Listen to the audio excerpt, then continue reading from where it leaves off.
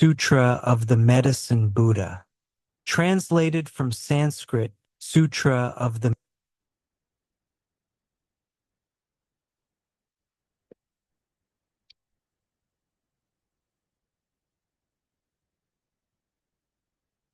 Good morning, everybody. Now time for us to recite the Sutra of Medicine Buddha together. Now let's do it. Medicine Buddha.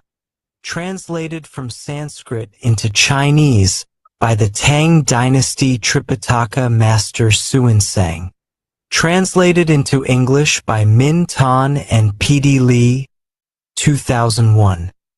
Edited in blue by Daisy Spirit and Enid Spirit. According to the instructions of the kind mentor Benny Spirit.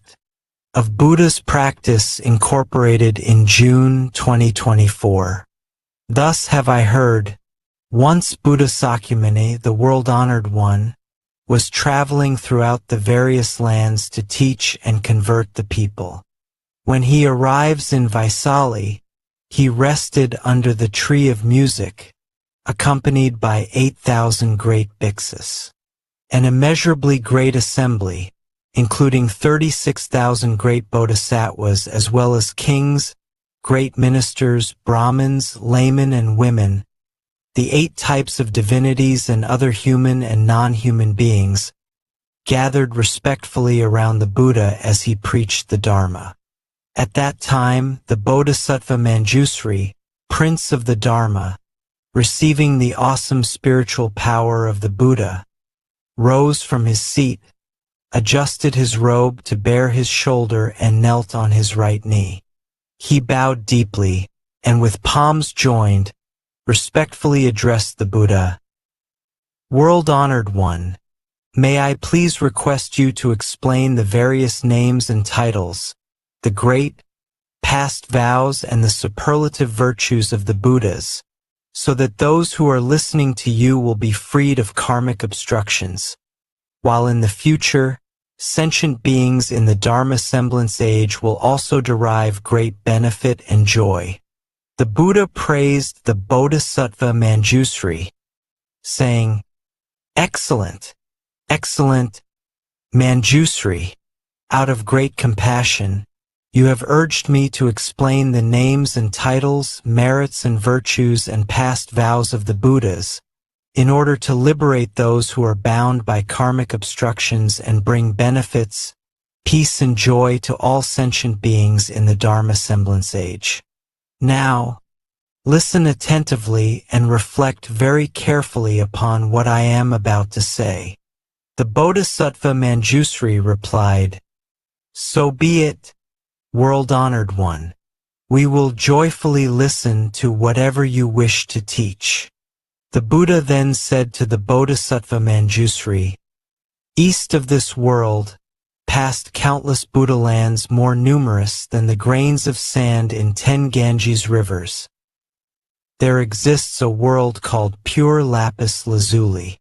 The Buddha of that world is called the Medicine Buddha Lapis Lazuli Radiance Tathagata, Arhat, the perfectly enlightened, perfect in mind and deed, well gone, knower of the world, unsurpassed being, tamer, teacher of gods and men, Buddha, world-honored one." Manjusri, when the world-honored Medicine Buddha was treading the Bodhisattva path, he solemnly made 12 great vows to grant sentient beings whatever they desired. First great vow. I vow that in a future life, when I have attained supreme, perfect enlightenment, brilliant rays will shine forth from my body, illuminating infinite, countless, boundless realms. This body will be adorned with the 32 marks of greatness and 80 auspicious characteristics. Furthermore, I will enable all sentient beings to become just like me. Second great vow.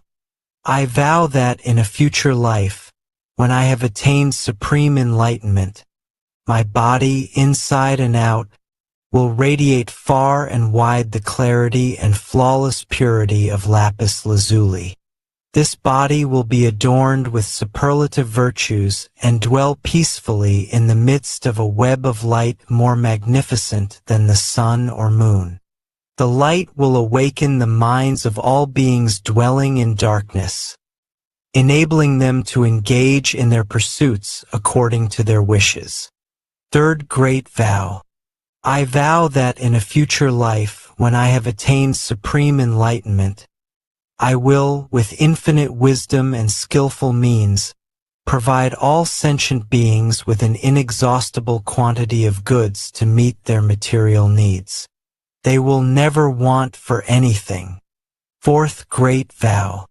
I vow that in a future life, when I have attained supreme enlightenment, I will set all who follow heretical ways upon the path to enlightenment. Likewise, I will set those who follow the Sravaka and Pratika Buddha ways onto the Mahayana path. Fifth Great Vow.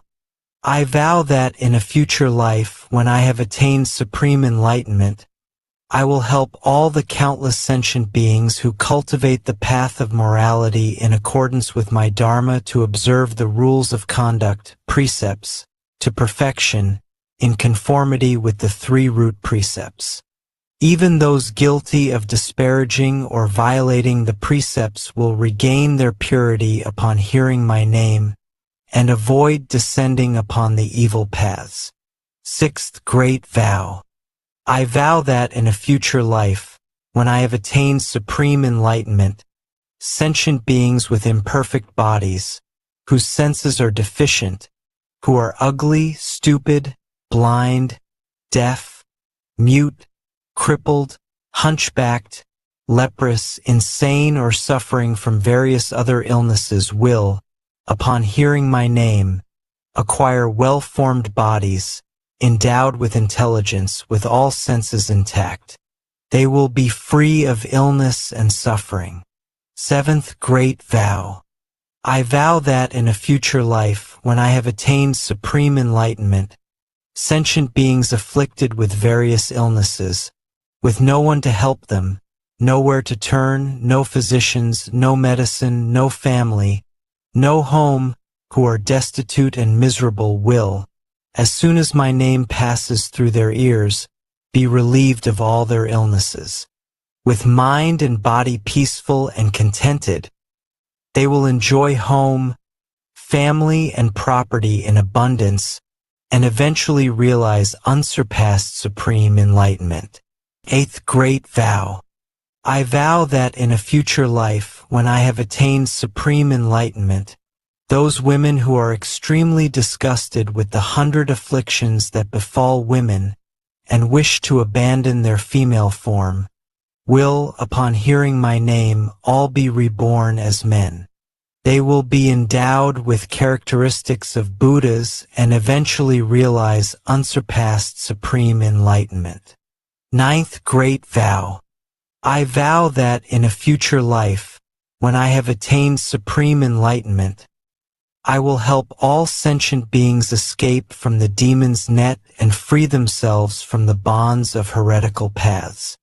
Should they be caught in the thicket of wrong views, I will lead them to correct views, gradually inducing them to cultivate the practices of Bodhisattvas and swiftly realize supreme, perfect enlightenment. 10th Great Vow. I vow that in a future life, when I have attained supreme enlightenment, those sentient beings who are shackled, beaten, imprisoned, condemned to death or otherwise subjected to countless miseries and humiliations by royal decree, and who are suffering in body and mind from this oppression, need only hear my name to be freed from all these afflictions, thanks to the awesome power of my merits and virtues. 11th Great Vow. I vow that in a future life, when I have attained supreme enlightenment, if sentient beings who are tormented by hunger and thirst, to the point of creating evil karma in their attempts to survive, should succeed in hearing my name, recite it single-mindedly and hold fast to it, I will first satisfy them with the most exquisite food and drink. Ultimately, it is through the flavor of the Dharma that I will establish them in the realm of peace and happiness. 12th Great Vow. I vow that in a future life, when I have attained supreme enlightenment, if sentient beings who are utterly destitute, lacking clothes to protect them from mosquitoes and flies, heat and cold, and are suffering day and night, should hear my name, recite it single-mindedly and hold fast to it, their wishes will be fulfilled. They will immediately receive all manner of exquisite clothing, precious adornments, flower garlands and incense powder, and will enjoy music and entertainment to their heart's content. Manjusri, these are the 12 sublime vows made by the world-honored medicine Buddha Lapis Lazuli Radiance Tathagata, Arhat, the perfectly enlightened, when he was cultivating the Bodhisattva path. Manjusri, as to these great vows made by the medicine Buddha while he was following the Bodhisattva path, as well as the merits, virtues, and adornments of his Buddha land, I cannot possibly describe them all, not even if I were to speak for an aeon or more. However, this Buddha land is utterly pure. You will find no women, no evil paths, nor even cries of suffering there.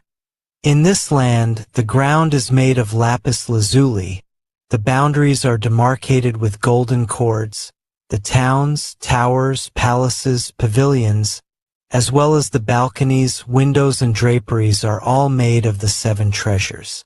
The merits, virtues, and adornments of this realm are identical to those of Amitabha Buddha's pure land in the West.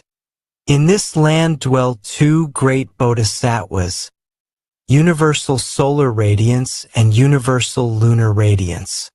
Among the countless Bodhisattvas, they are the leaders. Each in turn will succeed the medicine Buddha and succeed to his true Dharma treasury. For these reasons, Manjusri, all devout men and women should vow to be born in this land. Buddha Sakyamuni then told the Bodhisattva Manjusri, there are sentient beings who cannot tell right from wrong. They are greedy and mean, do not practice charity, and do not understand the rewards of generosity. They are ignorant and unintelligent. Lacking the foundations of faith, they amass riches which they assiduously hoard. Whenever they come across anyone seeking charity, they become annoyed. If forced to give, they feel as much pain and regret as if they were parting with their own flesh. Moreover, there are also countless sentient beings who are miserly and avaricious. They spend time amassing wealth, while not daring to spend it even on themselves, let alone on parents, spouse, children, servants, or beggars. Upon their death, these stingy persons will descend onto the paths of hungry ghosts or animality. However, even though they may suffer such a fate, if in a previous existence in the human realm they happen to hear the name of the medicine Buddha, and now recall and recite his name even briefly, they will immediately vanish from the evil paths to be born once more among humans. However, they will remember their stay on the evil paths and, dreading their past suffering, will cease to wallow in worldly pleasures. They will gladly practice charity themselves, praise others who do so, and will no longer be stingy. Eventually, they will even be able to donate their head, eyes, limbs, blood, flesh, or other parts of their bodies to those who need them, not to mention mere material possessions. Moreover, Manjusri, there are sentient beings who have accepted the teachings of the Tathagata but have violated the precepts, moral rules. or they have not violated the precepts but have broken the regulations. Or else, while they have violated neither the precepts nor the regulations, they have disparaged right views. Or they have not disparaged right views but have abandoned extensive study of the Dharma and thus cannot explain the profound meaning of the sutras preached by the Buddha. Or else, although they may be learned, they have grown conceited. Because conceit clouds the mind, they believe that they are in the right and others are in the wrong. Therefore, they deprecate the correct Dharma and ally themselves with demons. Such deluded persons not only follow wrong views themselves, they also lead countless other sentient beings into the same great pitfall. These sentient beings are bound to wander endlessly on the paths of hell, animality, and hungry ghosts. Yet, if they should succeed in hearing the name of the Medicine Buddha, they will abandon their evil conduct forthwith to cultivate wholesome ways, and thus avoid descending upon the evil paths. Even those who cannot abandon evil practices or cultivate wholesome teachings, and thus descend onto the evil paths, can still benefit from the awesome power of the Medicine Buddha's past vows. If through this power they should hear his name even briefly, their lives on the evil paths will end and they will be born again in the human realm. They will hold correct views, diligently pursue their practice and tame their minds. They will then be able to abandon the home life to become monks or nuns. They will uphold and study the Dharma of the Tathagatas rather than disparaging and violating it. With correct views and extensive study, they will fathom the extremely profound meaning of the teachings, abandon all conceit and cease to disparage the correct Dharma. They will no longer have demons as companions, but will gradually cultivate the practices of Bodhisattvas and swiftly perfect them. Moreover, Manjusri, there are sentient beings who are avaricious, envious, jealous, and accustomed to praising themselves and disparaging others. They are bound to sink onto the three evil paths, suffering intense misery for countless thousands of years. When this intense suffering comes to an end, they will be born in the human world as oxen, horses, donkeys, or camels. Often beaten and mistreated, they will suffer hunger and thirst and constantly travel along the road carrying heavy loads. If they succeed in returning as human beings, they will be among the poor and lowly, always serving others, constantly receiving orders, never being free. However, if any of them, in a former incarnation as a human being, have heard the name of the world-honored Medicine Buddha and, as a result of this good cause, now remember and single-mindedly take refuge in him, they will, thanks to this Buddha's spiritual powers, escape all suffering. Their senses will be sharp and they will be wise and learned, constantly seeking the supreme teachings and meeting with Buddhas or Bodhisattvas. They will break forever through Mara's net, smash the shell of delusion, dry up the river of afflictions, and thus escape all the worry and suffering of birth, old age, disease, and death. Moreover, Manjusri, there are sentient beings who love to quarrel, create schisms, and engage in legal disputes. They constantly make themselves and others suffer, creating and increasing all kinds of evil karma with body, speech, and mind. They plot against one another without mercy, while invoking the spirits of mountains, forests, trees, and tombs. They kill sentient beings and use their flesh and blood to propitiate the Yaksa and Rakshasa demons. They may take advantage of various evil or deviant methods to harm others.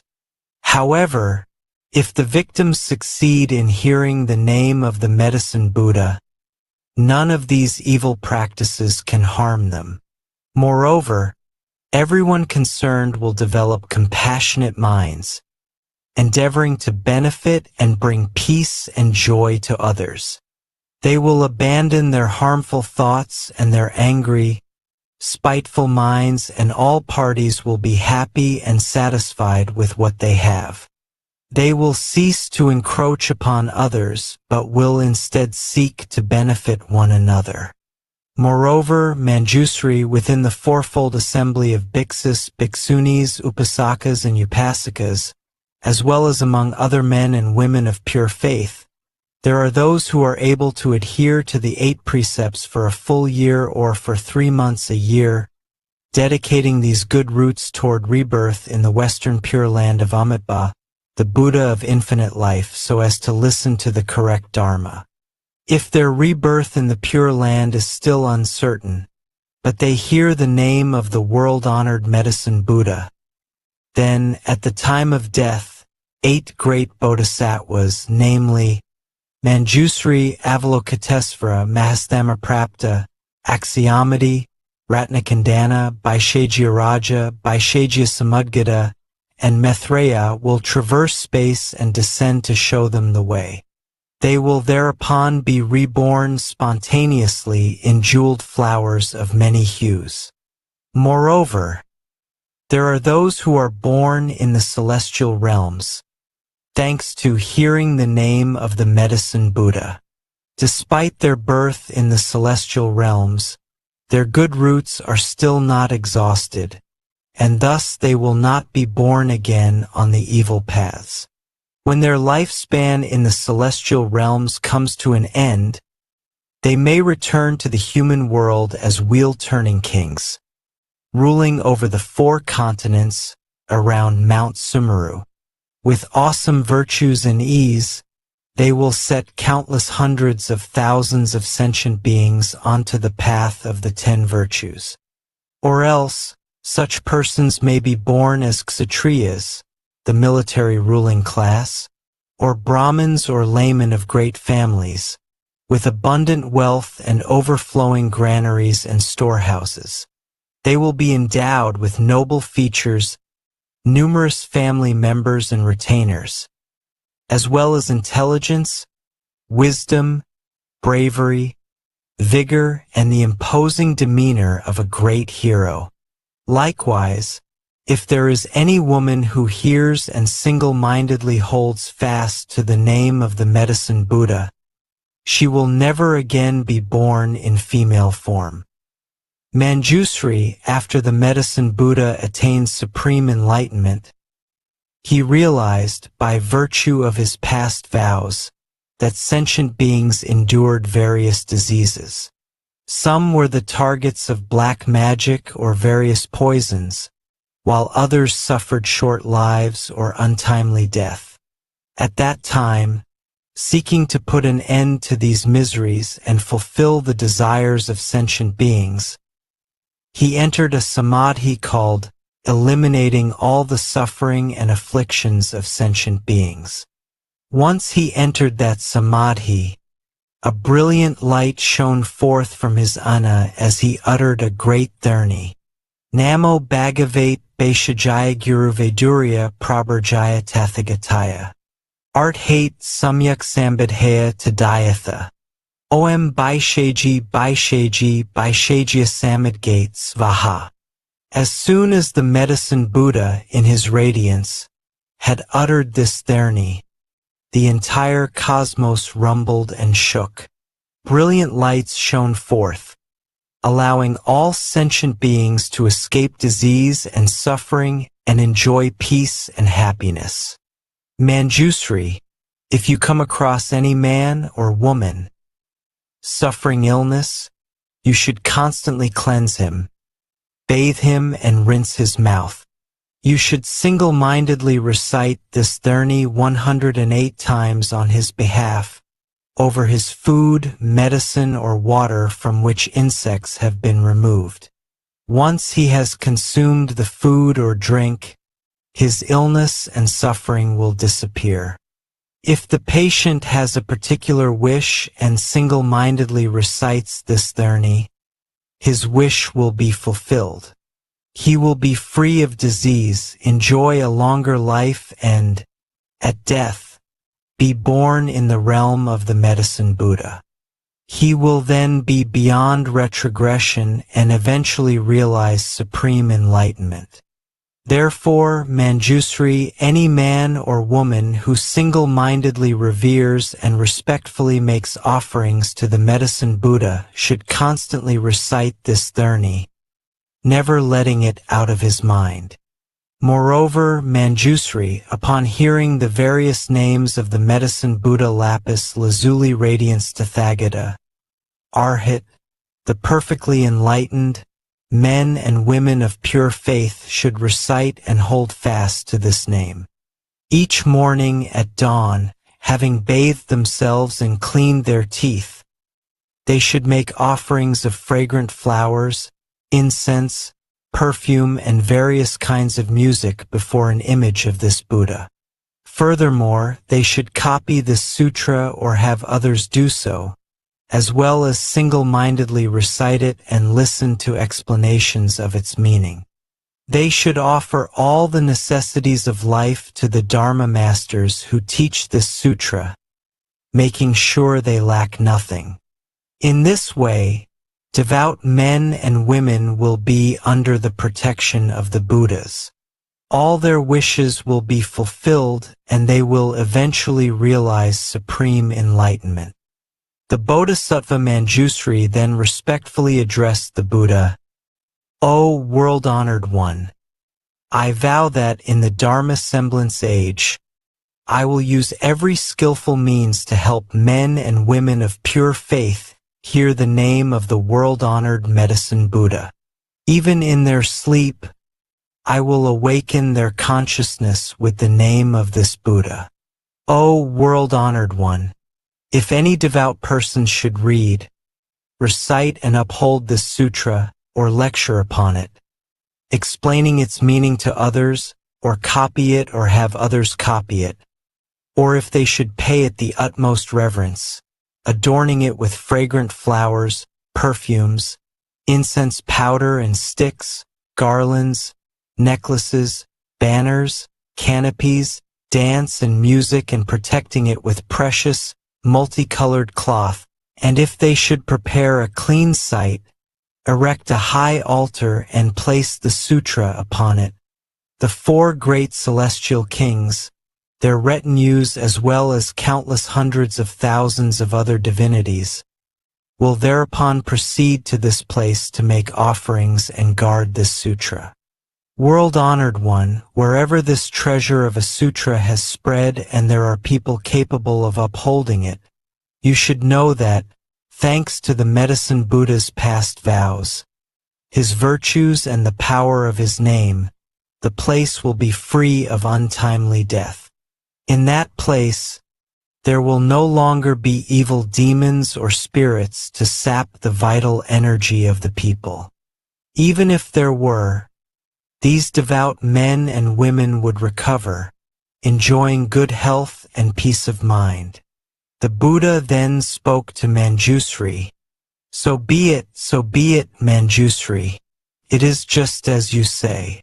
If men and women of pure faith wish to make offerings to the world-honored Medicine Buddha, they should first make an image of this Buddha, and then place it upon a pure, clean altar.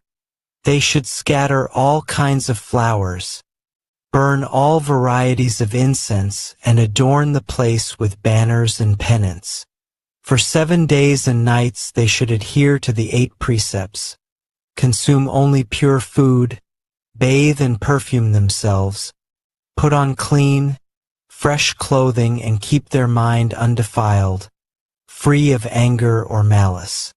They should develop feelings of kindness, compassion, joy, and giving toward all sentient beings, while bringing them benefits, peace, and happiness.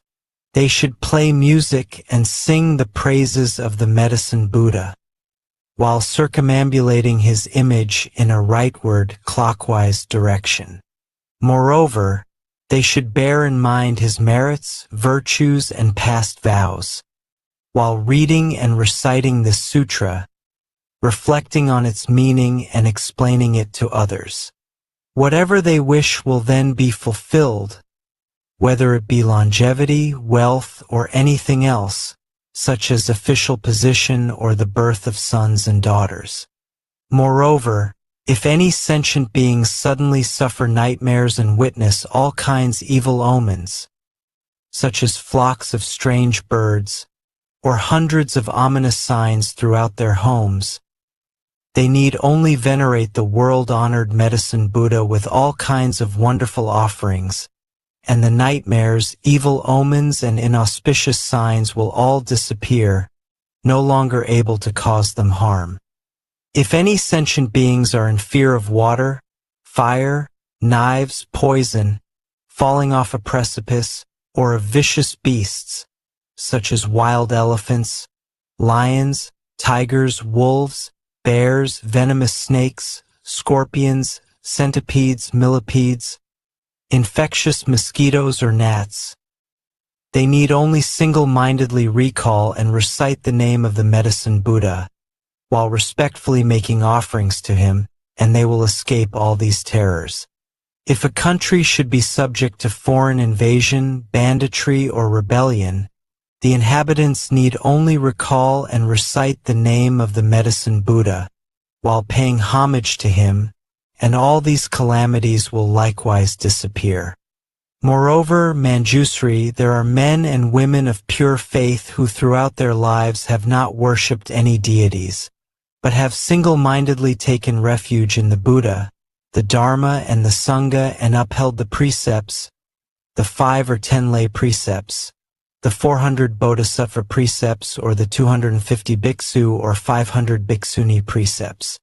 However, if any of them have violated the precepts they have taken and fear falling onto an evil path, they should concentrate on reciting the name of the Medicine Buddha and respectfully make offerings to him. They will then certainly avoid rebirth on the 3 evil paths.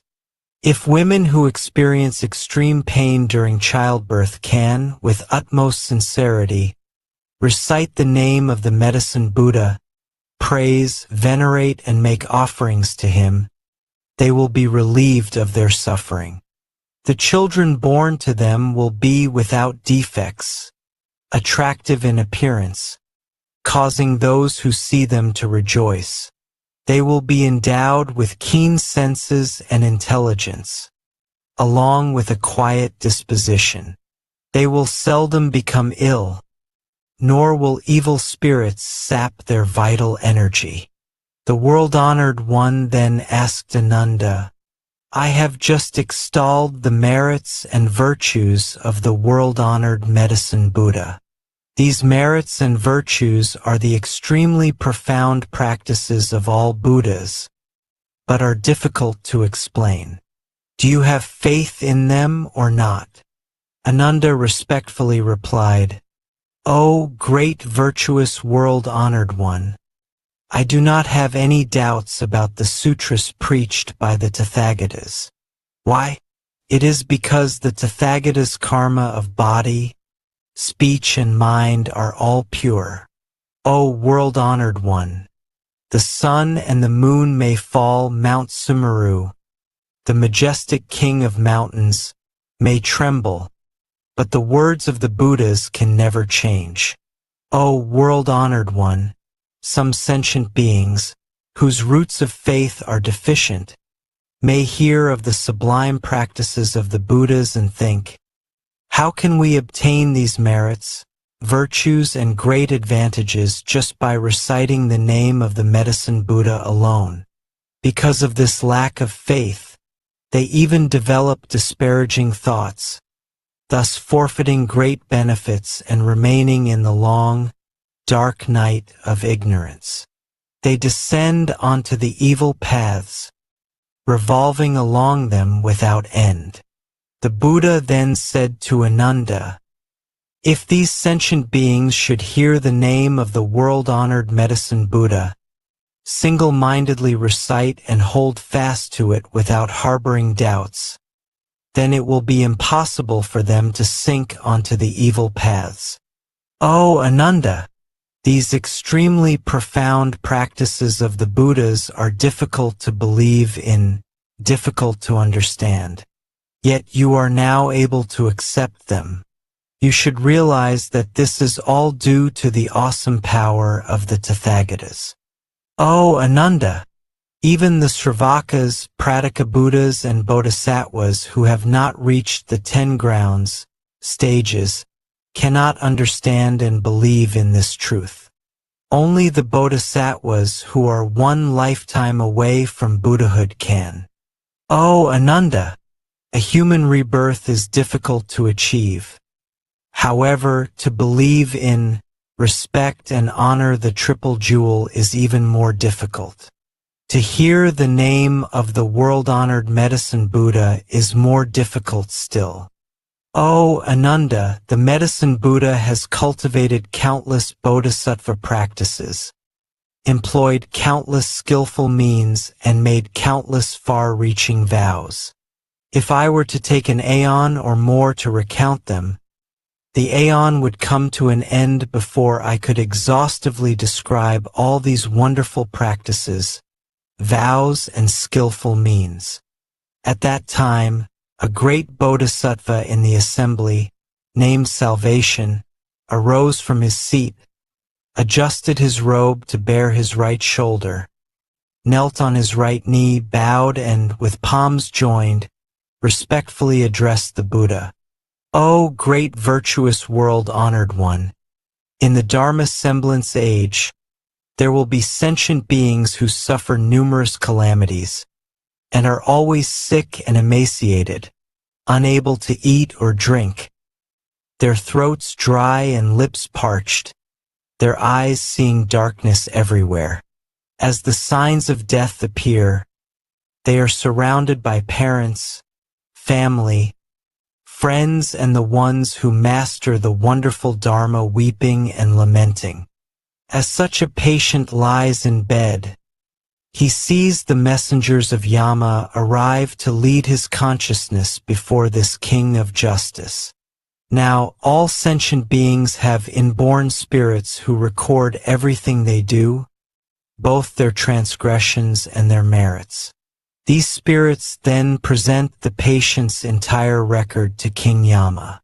At that time, the king questions the dying person and tabulates his good and bad karma before deciding upon his fate.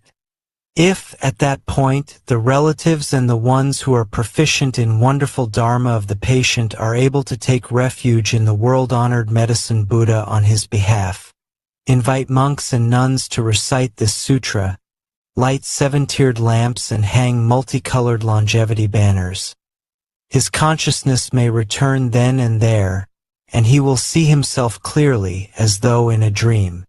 Or else, after 7, 21, 35, or 49 days, when his consciousness returns, as if awakening from a dream, he will recall his good and bad karma and the consequences thereof. Having personally witnessed the consequences of karma, he will never again create evil karma, even if his life is in danger. Therefore, men and women of pure faith should uphold the name of the Medicine Buddha, venerate and make offerings to him according to their means. Ananda then asked the Bodhisattva Salvation, "Good man, how should we venerate and make offerings to the world-honored Medicine Buddha, and how should we make the longevity penance and lamps?" The Bodhisattva Salvation replied, "Virtuous one, in order to help the patient recover, you should adhere to the 8 precepts for 7 days and 7 nights, make offerings of food, drink, and other necessities to a group of monks and nuns in accordance with your means, pay homage and respectfully make offerings to the world-honored Medicine Buddha 6 times a day, and recite this sutra 49 times. You should light 49 lamps, make 7 images of the Medicine Buddha and place 7 lamps, each as large as a cartwheel, before each image, letting them burn continuously for 49 days and nights. You should also make multicolored banners, 49 hand lengths long. Furthermore, you should release 49 species of animals, thus sparing their lives. The patient may then escape danger and will not be under the sway of evil demons, nor subject to untimely death. Moreover, Ananda, when the anointed Kshatriya kings find themselves beset by calamities, such as epidemics, foreign invasion, internal insurrection, an adverse alignment of the stars, an eclipse of the sun or the moon, unseasonable storms, or a failure of the monsoons, they should develop compassionate feelings toward all sentient beings. They should also pardon prisoners and make offerings to the world-honored Medicine Buddha in accordance with the rites described earlier. Thanks to these good roots and the power of the Medicine Buddha's past vows, peace and stability will immediately return to the affected countries. The rains and winds will be favorable. Crops will be ripe on time and everyone will be healthy and happy. The country will be free of evil yakshas out to harm the populace. All the evil omens will immediately disappear, and these anointed Kshatriya kings will enjoy greater longevity and vitality, finer appearance as well as greater health and freedom than ever before. O Ananda, the queens, consorts, princesses, royal heirs, great ministers, court ladies, officials or commoners who suffer disease and other misfortunes should also make offerings to the Medicine Buddha. They should make multicolored longevity banners, light lamps, ensuring that they burn continuously, liberate all kinds of animals, scatter flowers of various colors, and burn various kinds of incense renowned for their fragrance. They will then recover from disease and escape misfortune. Ananda then asked the Bodhisattva salvation, "Good man, how can an expiring lifespan be lengthened?" The Bodhisattva salvation replied, "Virtuous one, did you not hear the Tathagata explain the 9 forms of untimely death? I would urge everyone to make longevity banners and lamps and cultivate merits and virtues. Thanks to such cultivation, they will escape suffering and misfortune throughout their lives." Ananda further asked, "What are the 9 forms of untimely death?" The Bodhisattva salvation replied, "Some sentient beings contract a minor illness which goes untreated for lack of a physician or medicine. Or else, even though there is a physician, he prescribes the wrong medicine, causing premature death. Or, the patients, believing the false pronouncements of earthly demons, heretics, or practitioners of black magic, may panic, unable to calm their minds. They may then engage in divination or perform animal sacrifices in order to propitiate the spirits, praying for blessings and longevity, all in vain.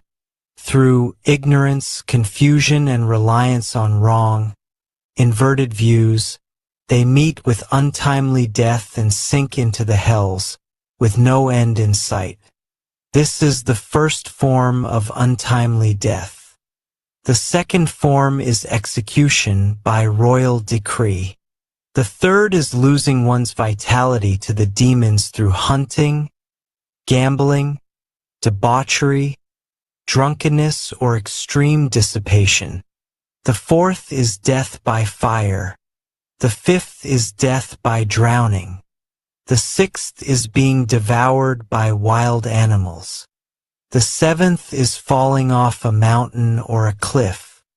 The eighth is death by poison, incantations, evil mantras, or demons raised from the dead. The ninth is from hunger or thirst, for lack of food and water.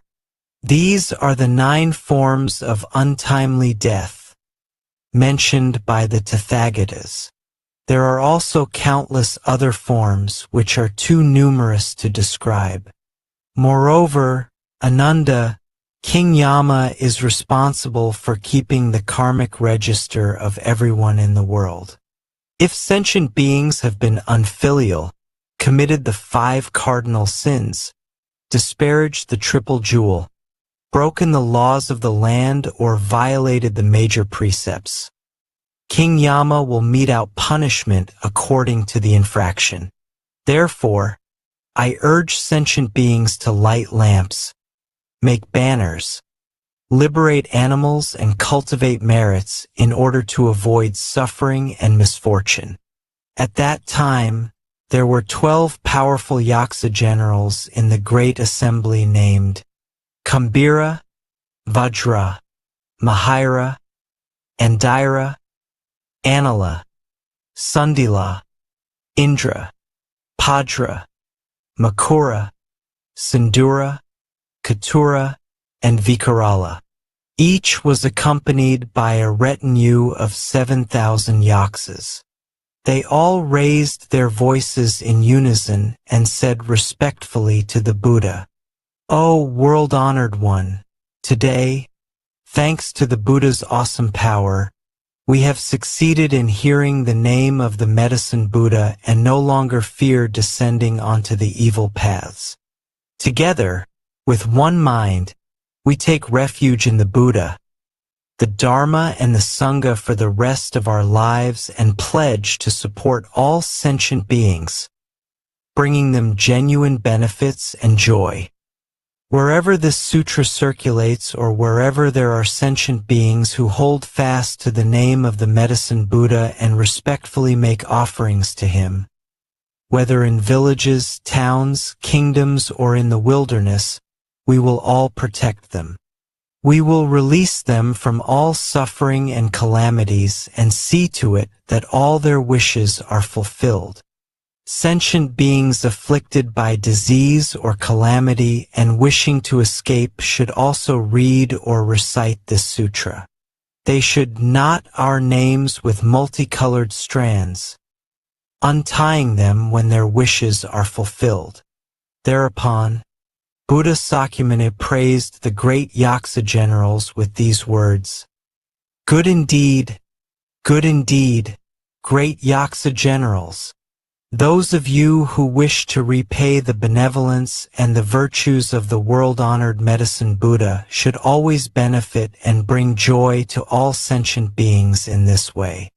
Ananda then asked the Buddha, "World-honored one, what should we call this teaching, and how should we adhere to it and put it into practice?"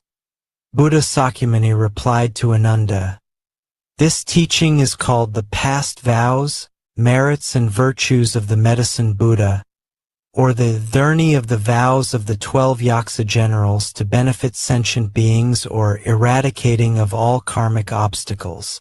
You should uphold it as such." When Buddha Sakyamuni finished speaking, the great Bodhisattvas, as well as the great Sravakas, kings, ministers, Brahmins, laypersons, Devas, Nagas, Yaksas, Gandharvas, Asuras, Garudas, Kinnaras, Maharagas, and other human and non-human beings all rejoiced at the Buddha's words. They faithfully accepted them and put them into practice. Sutra of the Medicine Buddha Lapis Lazuli Radiance Tathagata. His past vows, merits, and virtues. Homage to the Medicine Buddha's great assembly of Buddhas and Bodhisattvas.